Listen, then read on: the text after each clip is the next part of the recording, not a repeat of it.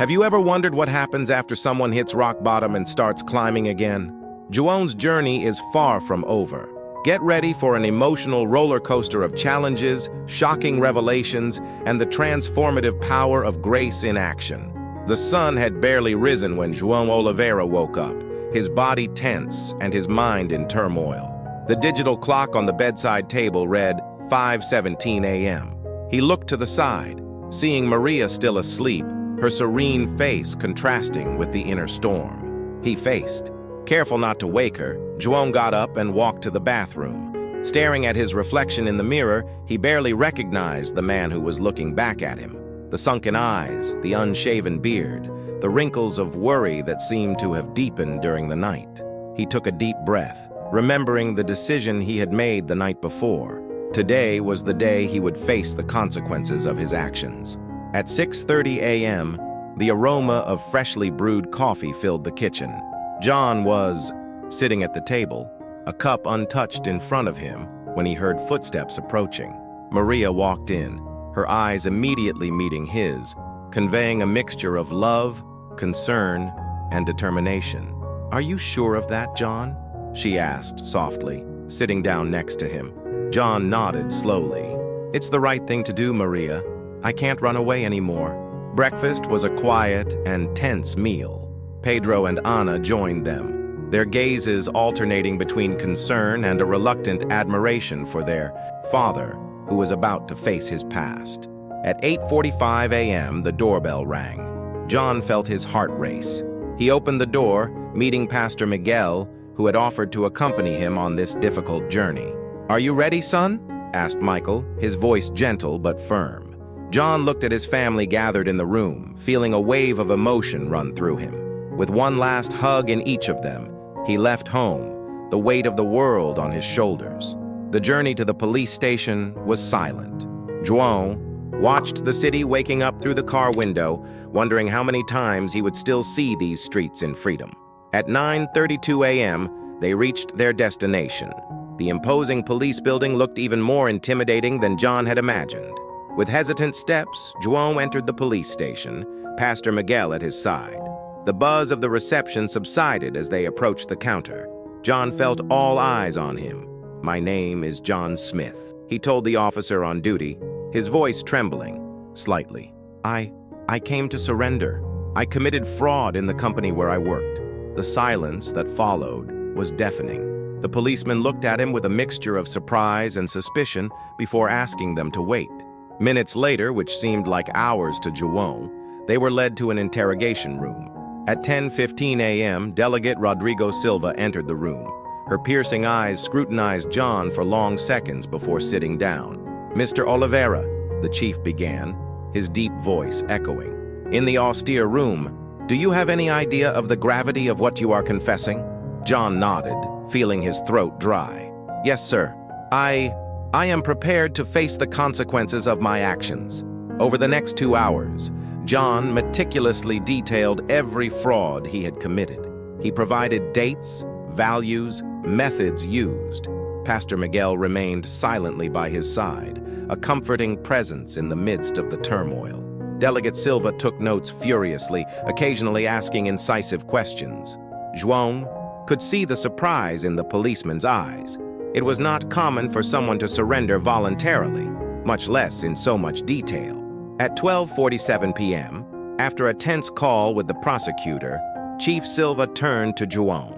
"Mr. Oliveira, given the nature of your confession and cooperation, the prosecutor has agreed not to ask for your preventive detention. However, you are officially under investigation and are due to appear in court next week for a preliminary hearing." John felt a confused mixture of relief and apprehension. He would not be arrested today, but the legal process was just beginning. As he left the police station, João was greeted by a small crowd of reporters. Flashes went off. Questions were shouted. Pastor Michael deftly guided him through the commotion to the car. Back home, John found his family waiting anxiously. He hugged them, tears finally falling. "It's just the beginning," he said softly. "But for the first time in a long time, I feel like I'm doing the right thing." That evening, as the family gathered for a quiet dinner, John reflected on the day. The weight of justice was immense, but not as overwhelming as the weight of secrecy and guilt he had carried for so long. At 10:03 p.m., lying in bed next to Mary, John stared at the ceiling, his mind replaying the events of the day. He knew the road ahead would be difficult. There would be trials, possible imprisonment, the struggle to rebuild his life and reputation. But for the first time in years, he felt a spark of hope. "Mary," he whispered in the darkness, "thank you for being by my side." She shook his hand in response, a simple gesture that conveyed more than words could express. As sleep finally caught up with him, John thought of the long journey ahead. The weight of justice was real and frightening, but he was determined to carry it with dignity. Tomorrow would be another day, another step in your journey of redemption. And for the first time in a long time, John was ready to face whatever the future held. The alarm clock rang at 5:30 a.m., a shrill sound that echoed through the small apartment that João Oliveira now called home. He opened his eyes slowly, the familiar weight of reality settling over him like a heavy blanket. It had been exactly 3 months since he had turned himself in to the authorities, confessing to his frauds. John stood up, his bare feet touching the cold floor. The apartment was a pale shadow of the mansion his family once inhabited. A bedroom and living room, basic furniture, peeling walls. It was all they could afford now, with their bank accounts frozen and assets under investigation. He walked to the kitchen, passing silently by the sofa bed where Pedro, his eldest son, slept. The boy had given up his own apartment to help the family save money. John felt a pang of guilt as he saw his son's sleeping face, remembering all the dreams and plans Peter had had to postpone. At 6:15 a.m., João left the apartment, a simple lunchbox in one hand and a worn briefcase in the other.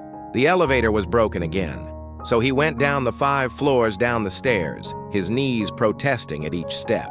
Outside, the cold morning air greeted him, along with the noise of traffic that was already beginning to intensify. João walked 3 blocks to the bus stop. As he waited, his eyes fell on a nearby newsstand. There was his photo once again, on one of the covers. "Former executive accused of millionaire fraud faces new hearing," read the headline. John looked away, feeling the familiar knot in his stomach. The bus arrived at 6:47 a.m., already full. João squeezed between the passengers, holding on to a metal bar as the vehicle rattled through the streets of São Paulo. He observed the faces around him, tired, worried, some angry.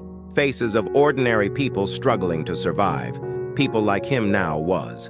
At 7:30 a.m., John got off the bus in front of a small office building in the center of town. "Contabilidade Carlos and Associados," read the modest sign at the entrance. He took a deep breath before entering, remembering how he had gotten this job. Carlos, the owner of the company, was a member of Pastor Miguel's church. When all the other employers had closed their doors to John, Charles offered him a chance. "Everyone deserves an opportunity to start over," he had said. John entered the office at 7:45 a.m., 15 minutes before official working hours. He turned on his computer, an old model that often crashed, and began organizing the day's tasks. As an administrative assistant, her job was primarily to file documents, answer phone calls, and do typing jobs. At 8:30 a.m., the other employees began to arrive. John noticed the sideways glances, the muffled whispers. Even after 3 months, his presence still caused discomfort in some. He lowered his head, focusing on his work, determined to prove his worth through dedication and competence. The morning passed in a blur of spreadsheets, phone calls, and rushed coffees between tasks. At 12:15 p.m., while the others went out for lunch at nearby restaurants, João stayed at his table, eating the lunchbox he had brought from home, a simple sandwich and an apple, a constant reminder of how his life had changed. It was during this solitary lunch that Carlos, his boss, approached. "John, do you have a minute?" John's heart raced. Had he made a mistake? Had anyone complained about his presence? Carlos led him to his office, closing the door behind them. "John, I noticed the work you have done, your dedication, your attention to detail. I'm impressed." João felt a mixture of relief and pride. "Thank you, Mr. Carlos. I'm just trying to do my best." Carlos nodded, a small smile on his lips. "And that's why I'd like to offer you an opportunity. We have a client, a small company that is in financial trouble. They need someone to reorganize their accounts, create a recovery plan. Given his background, well, I thought you might be the one for it." John was speechless for a moment. It was the first time in months that someone had recognized his previous abilities, that he had seen beyond his mistakes. I don't know what to say, Mr. Carlos. Thank you for your trust." "Don't thank me yet." Carlos laughed softly. "It will be a difficult job with long hours and a complicated client. But if you can, well, it could be a fresh start for you here." John left Carlos's office at 1:05 p.m., his mind spinning with possibilities. He spent the rest of the afternoon immersed in his usual work, but with a new energy, a new purpose. At 6 p.m., while most of the employees were preparing to leave, João remained. He had stacks of new client documents to review, strategies to plan. He worked until 9:30 p.m., stopping only when the security guard came to warn him that the building was closing. João took the last bus home at 10:15 p.m., exhausted, but with a spark of hope that I hadn't felt in a long time. When he got home, he found Maria still awake, waiting for him. "How was your day?" she asked softly, noticing the sparkle in his eyes. João sat next to her on the worn sofa, telling her about the opportunity that Carlos had given him. As he spoke, he felt something he hadn't experienced in months: pride. "It's just a small step," he said, holding Maria's hands. "But it's a start. Perhaps, maybe we can really rebuild our lives." Maria hugged him tightly, silent tears streaming down his face. "I'm so proud of you, João. You're really striving to change, to fix things." That night, lying on the narrow bed he shared with Mary, John reflected on the day. The road ahead was still long and difficult. There was the pending lawsuit, debts to pay, confidence to rebuild. But for the first time in a long time, he felt he was on the right track. At 11:45 p.m., before finally falling asleep, John made a silent promise to himself, his family, and everyone he had harmed. He would rebuild his life from the ashes of his past. Mistakes. It wouldn't be easy. It wouldn't be fast. But he was determined to try. Step by step, day by day, he would work to become the man his family deserved, the man he knew he could be. And so, in a small apartment in the heart of São Paulo, between the fatigue of a long day at work and the anxiety for what tomorrow would bring, a small seed of redemption began to sprout.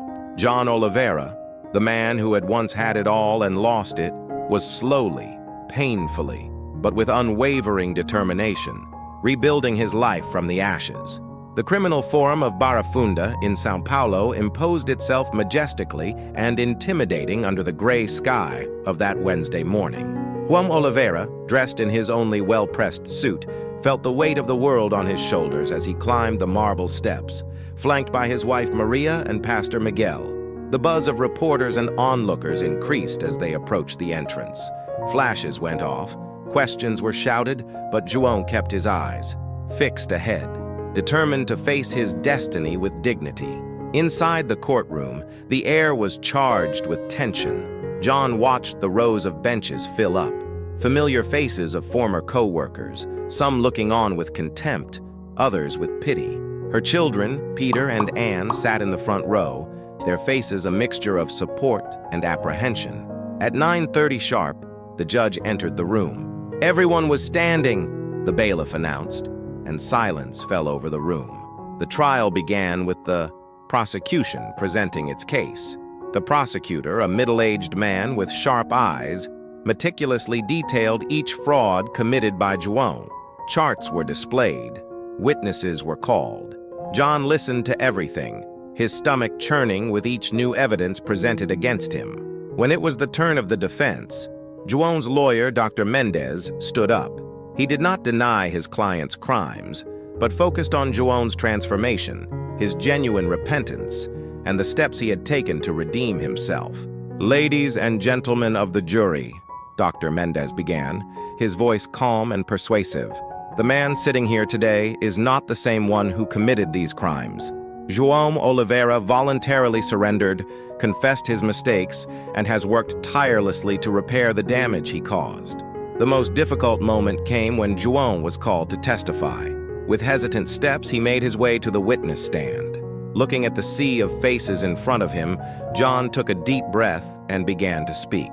"I'm not here to apologize or minimize my mistakes," he said, his voice trembling but firm. "What I did was wrong, and I am prepared to accept the consequences. But I want you to know that I am truly sorry and committed to doing the right things going forward." The hours dragged on. Witnesses were heard. Arguments were presented. When the jury retired to deliberate, John felt as if the air had been sucked out of the room. The wait seemed endless. John held Mary's hand, both in silence, each lost in his own thoughts and prayers. Finally, after what seemed like an eternity, the jury returned. The silence in the room was palpable as the spokesman stood up. "Your Honor, the jury has reached a verdict," he announced, his voice echoing in the room. "We consider the defendant, João Oliveira, guilty of the charges of fraud and embezzlement." John closed his eyes, feeling the weight of those words. He knew he was guilty, but hearing it officially declared was still devastating. The judge prepared to announce the sentence. John stood up, his legs shaking slightly. "João Oliveira," the judge began, his deep voice filling the room. "Your crimes are serious and have caused significant damage. However, this court also recognizes his genuine repentance and the efforts he has made to redeem himself. Therefore, I am sentencing you to 5 years in prison, with the possibility of parole after 2 years and full restitution of the embezzled amounts." A murmur ran through the room. The sentence was lighter than many expected, but for John, it represented the beginning of a long journey of atonement. As he was led out of the courtroom, John looked at his family one last time. In Mary's eyes, he saw love and strength. In those of his children, he saw forgiveness and hope. And in that moment, John knew that no matter how difficult the road ahead, he had something to fight for. The trial was over, but John's real trial, that of rebuilding his life and regaining the trust of those he loved, was just beginning. The silence in the courtroom was so thick that John could hear the pounding of his own heart. He remained standing, his hands trembling slightly at his sides, while waiting for Judge Dr. Helena Campos to pronounce her sentence. The eyes of everyone present were fixed on her, a middle-aged woman with gray hair tied in an austere bun and piercing eyes behind thin-framed glasses. Dr. Helena adjusted her glasses, her gaze scanning the room before fixating on João. As she began to speak, her voice was clear and firm, echoing through the corners of the courtroom. "Mr. João Oliveira," she began, "this court has carefully examined all the evidence presented, as well as the testimonies heard throughout this process. Your crimes are serious and have caused significant harm not only to the company that trusted you, but also to countless people whose lives were affected by your actions." John felt a lump form in his throat. He could feel the gaze of his family on his. Back, Mary, Peter, and Anne, all holding their breath, expecting the worst. The judge continued. "However, this court also recognizes the extraordinary steps you have taken toward rehabilitation.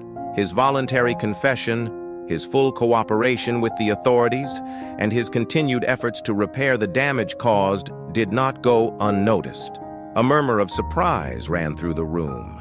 John blinked, uncertain if he had heard correctly. He risked a glance at his lawyer, Dr. Mendez, who looked equally surprised, but with a glint of hope in his eye. "Taking all of this into consideration," Dr. Helena continued, "I am imposing the following sentence: 5 years of probation, during which you must complete 2,000 hours of community service. In addition, you are obliged to fully refund the embezzled amounts, according to a payment plan that will be established by the court." The shock was palpable in the room. John felt his legs weaken, and for a moment he thought he was going to faint. Parole? Not. Prison? The judge, however, was not done. "Additionally, you should continue your treatment for gaming addiction and work with addiction prevention organizations, sharing your story as a wake-up call to others. If he violates any term of this sentence, Mr. Oliveira will face immediate imprisonment. Understood? Yes, Your Honor, John stammered, his voice barely passing a whisper. I understand. Thank you. Thank you for the opportunity. As the judge concluded the session, the room exploded. In a hubbub of surprised voices, John turned slowly, meeting the eyes of his family. Maria had tears streaming down her face, a trembling smile on her lips. Peter and Hannah looked dazed but relieved. Dr. Mendez approached, squeezing João's shoulder. This is extraordinary, João. The judge saw his genuine repentance and his determination to change. But remember, this is not the end. It's just the beginning of his journey of redemption. As he was led out of the courtroom, John was wrapped in a collective embrace from his family. Pastor Miguel, who had been watching silently, approached with a serene smile. Look, John, he said softly, grace works in mysterious ways. You've been given a second chance. Use it wisely. On the steps of the courthouse, facing a crowd of anxious reporters, João took a deep breath. The unexpected sentence was a gift, an opportunity he never imagined he would have. Now, it was up to him to prove that he was worthy of her. With Maria by his side and his children close behind, João faced the cameras. I know many will be surprised, maybe even outraged by this sentence, he began, his voice gaining strength as he spoke. But I promise all of you, and especially those I have harmed, that I will not waste this opportunity. Each day will be dedicated to fixing what I have broken, to rebuilding the trust I have betrayed. This is not an absolution. It is a challenge, one that I intend to face with all the strength of my being. As questions were thrown and flashes went off, John felt, for the first time in a long time, not the crushing weight of guilt, but the invigorating responsibility of redemption.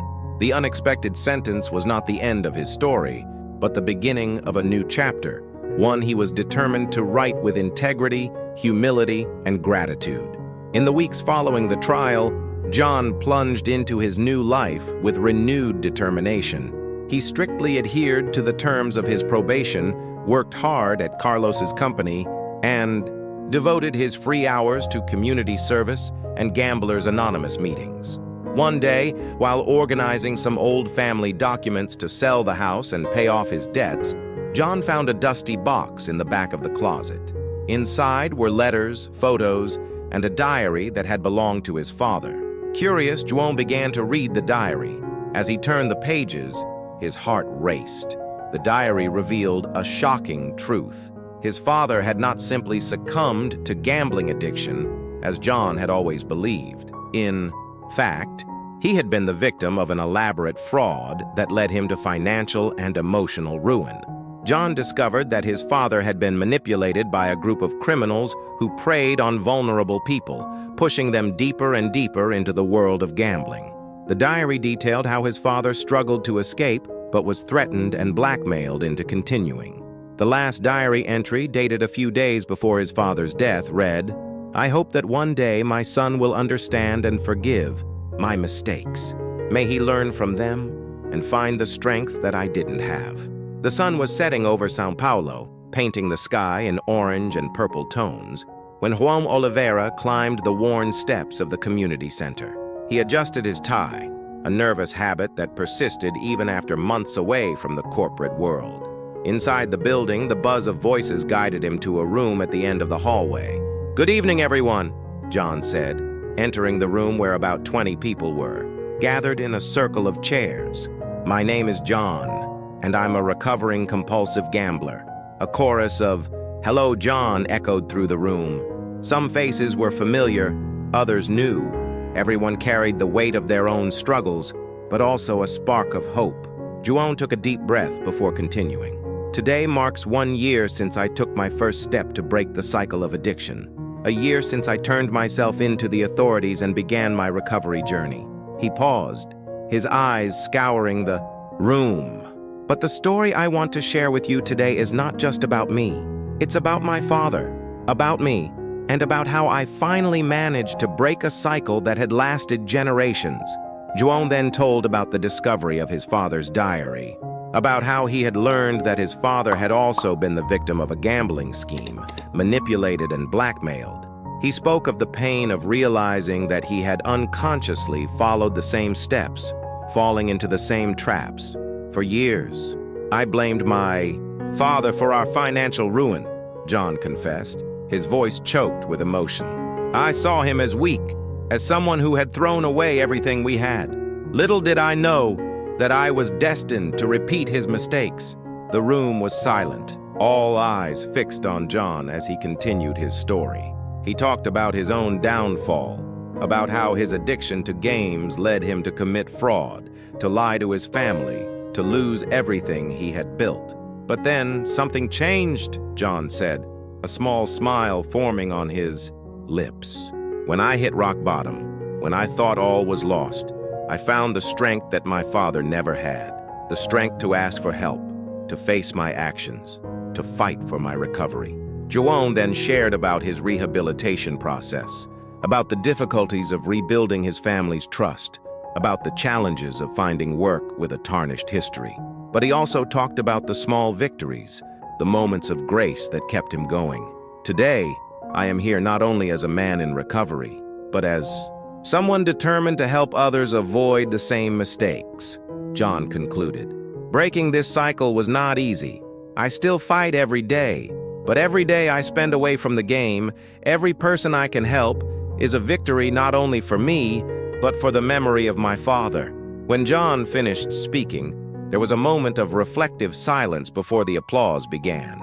Some people had tears in their eyes, others nodded in understanding. After the meeting, as the people dispersed, a young man approached. John, your story, it gave me hope, he said, his voice trembling.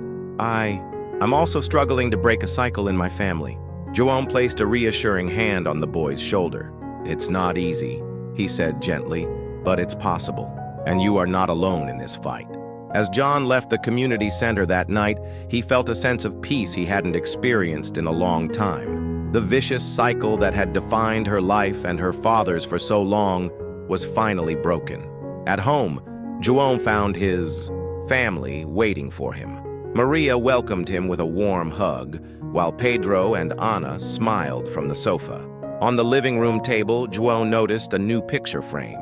In it, an old photo of his father next to a recent photo of João, both smiling. To remember where we came from, Maria said softly, and how far we have come.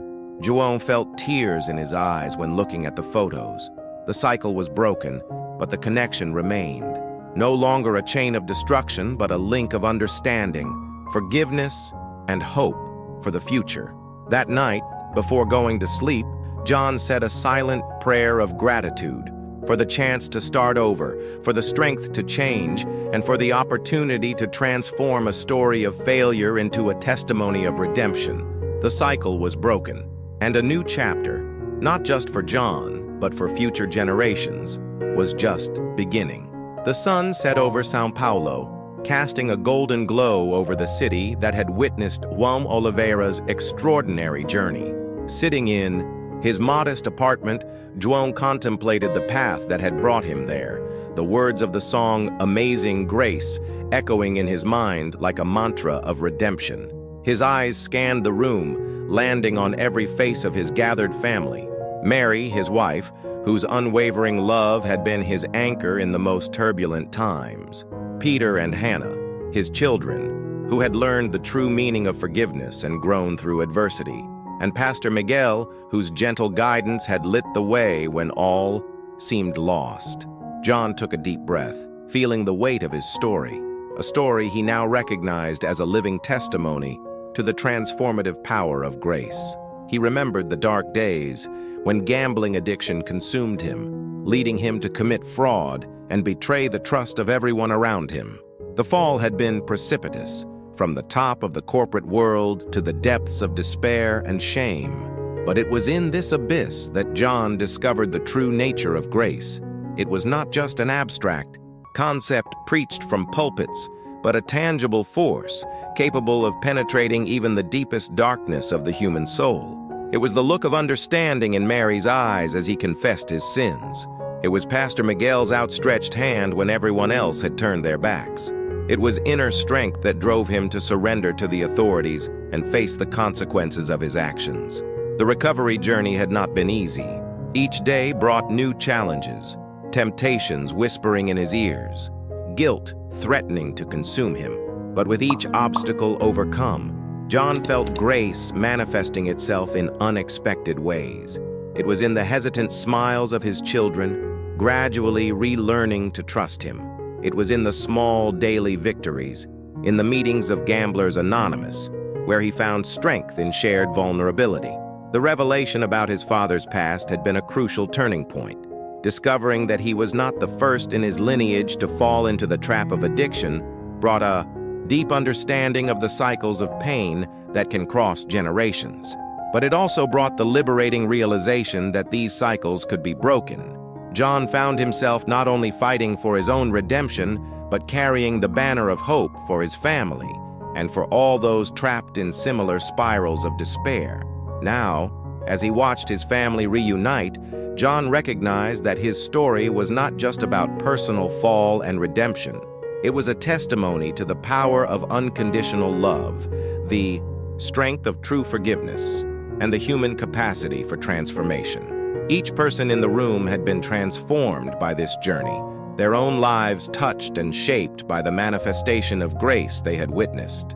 John stood up, walking to the window. Outside, the city pulsated with millions of stories, each with its own potential for redemption.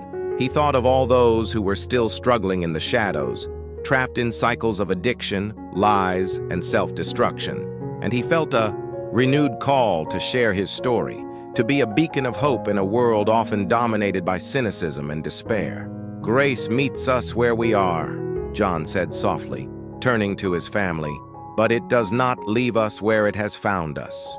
These words encapsulated the essence of his journey. Grace was not a magic wand that erased the past, but a force that offered the opportunity for a new beginning, a new narrative. It was an invitation to a life of authenticity, of service, of deep connection with others and with something greater than oneself.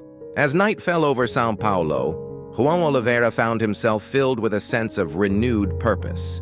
His story, with all its ups and downs, its shocking revelations and moments of deep human connection, was now a chapter in humanity's grand narrative, a story that echoed the eternal message of amazing grace, that love and forgiveness have the power to heal even the deepest wounds, to bring light to the deepest darkness, and to uplift and transform, lives in ways that defy understanding. And so, as John embraced his family, he knew his journey was far from over. It was, in fact, only the beginning of a new chapter, a chapter of hope, of service, and of a grace that continues to surprise and transform day after day, life after life.